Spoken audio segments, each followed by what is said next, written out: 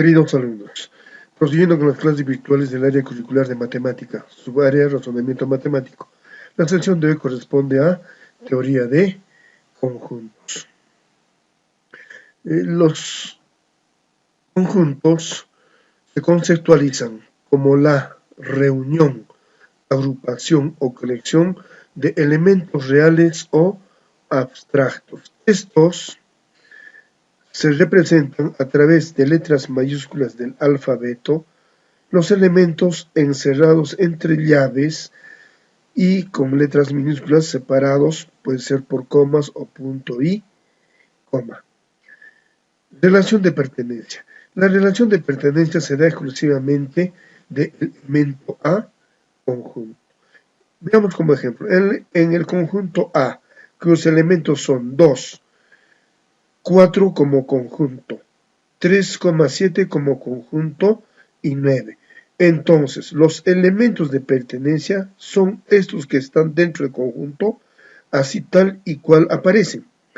Si a esos le ponemos una llave, ya sería una inclusión. Veamos entonces aquí. 2 pertenece a, ¿está 2 así solitos? Sí, pertenece a. 4 no pertenece a, ¿por qué? Porque 4 no está solo, está como conjunto. 7, ¿estará como conjunto? No, estaría asociado con otro elemento que es 3, entonces tampoco pertenece. Como vemos, la teoría de conjuntos parte de 3 conceptos primitivos, llamados conjunto, elemento y pertenencia. Determinación de conjuntos. Los conjuntos se determinan de 2 formas, por extensión o por comprensión. Por extensión o forma tabular es cuando se indica cada uno de los elementos.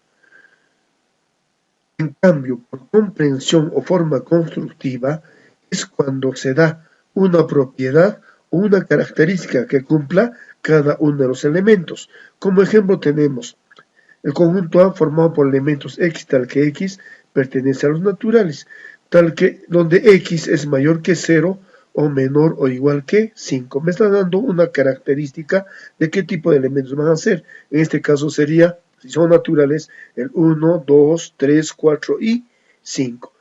En cambio, por extensión, me está indicando ya cada uno de los elementos. Esa es la diferencia entre los dos.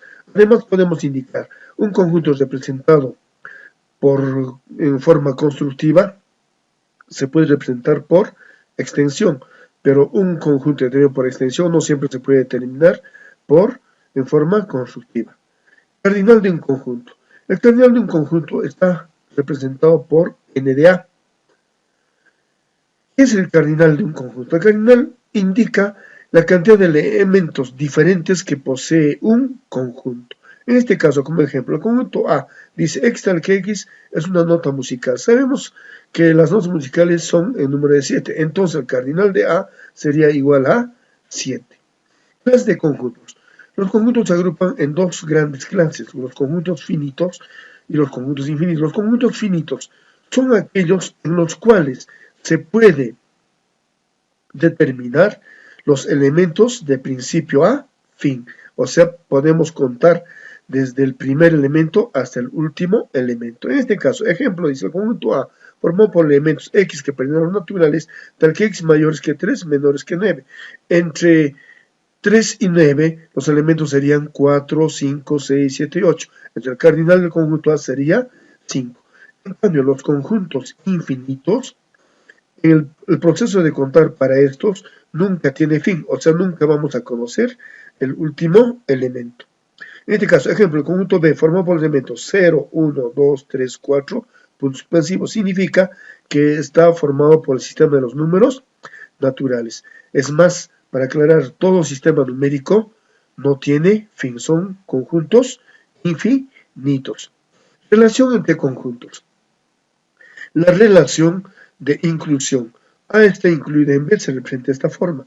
Significa A está incluido en B o A está contenido en B, o de repente al revés, que B contiene al conjunto A.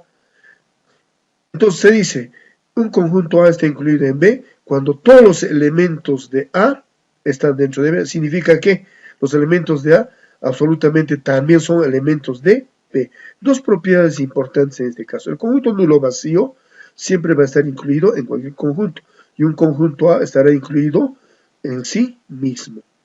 Subconjunto propio. Si A está incluido en B, pero A es diferente de B, significa que A es subconjunto propio de B. Nota, dice, número de subconjuntos propios estará expresado por la potencia de 2 elevado al cardinal de A menos 1. ¿Por qué ese menos 1? Porque ese menos 1 significa que al conjunto A le estamos eliminando el propio conjunto. Otra relación. Relación de igualdad. Dos conjuntos son iguales cuando A está incluido en B y B está incluido a su vez en A. Significa que los dos conjuntos son iguales. Conjuntos disjuntos. ¿Cuándo se dice que dos conjuntos son disjuntos? Cuando estos no tienen elementos comunes. Entonces diremos que si A es diferente de B, entonces la intersección de A y B será el conjunto nulo o vacío. Conjuntos comparables. ¿Cuándo decimos que dos o más conjuntos son comparables? Si A está incluido en B y B no está incluido en A, o sea que solamente uno de ellos está incluido en el otro. Conjuntos coordinables o equipotentes. A es coordinable con B. Dos conjuntos son coordinables cuando la cantidad de elementos son exactamente iguales. Esto no significa que sean los mismos elementos. Entonces puede haber una correspondencia biunívoca entre los elementos de cada conjunto. La condición importante es que tenga la misma cantidad de elementos. Vamos a ver ahora los conjuntos especiales. Dentro de los conjuntos especiales lo hemos agrupado al conjunto nulo vacío. ¿Qué es el conjunto nulo vacío? Es aquel conjunto que carece de elementos. Ejemplo dice A. Es un conjunto formado por elementos X que pertenecen a los naturales, tal que X menor que 0. ¿Habrá un número menor que 0 que sea natural? No, ¿verdad? Entonces, por consiguiente, es un conjunto nulo o vacío. Conjunto unitario o singletón, también se le denomina singular, es aquel conjunto que posee un solo elemento. Ejemplo, el conjunto A, formado por elementos X que pertenecen a los conjuntos naturales, tal que X mayores que 2, menor que 4. ¿Quién es ese elemento? Sería 3. Entonces sería un conjunto unitario o singletón. Conjunto universal, representado por la letra U mayúscula, en forma gráfica a través de una región rectangular. El conjunto universal, también se le dice referencial, es el conjunto o el superconjunto de un conjunto dado. Por ejemplo, aquí dice, conjunto universal, X tal que X es un polígono. Se supone que si el conjunto universal es un polígono, el estudio dentro de este conjunto universal será el estudio de los triángulos, de los cuadriláteros, de los pentágonos, de los hexágonos, etc. Conjunto potencia de A.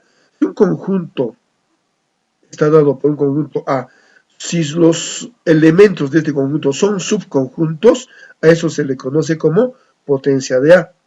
Y para hallar la cantidad de subconjuntos de este conjunto A, simplemente está dado por la potencia de 2 elevado al cardinal de A. En otras palabras, tenemos como ejemplo aquí un conjunto A formado por los elementos A y B.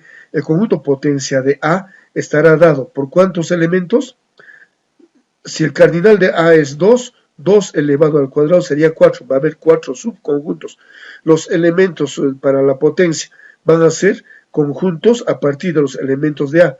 A entonces como conjunto, B como conjunto, el conjunto nulo vacío y la combinación de dos elementos que viene a ser el conjunto A.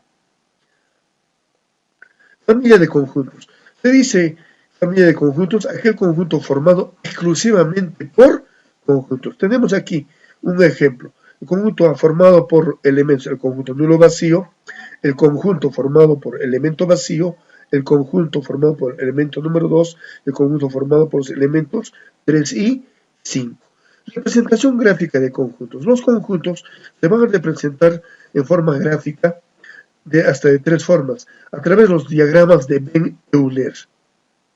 Se utiliza para todo tipo de conjuntos. Los diagramas de Venn-Euler son figuras geométricas cerradas, regulares o irregulares, inclusive sin forma, o sea, amorfas. Diagramas lineales se representa a través de segmentos de recta y se utiliza exclusivamente para conjuntos comparables, es decir, para una inclusión de conjuntos. Y el tercer grupo vienen los diagramas de Lewis-Carroll, que se representa para conjuntos disjuntos y sus complementos correspondientes.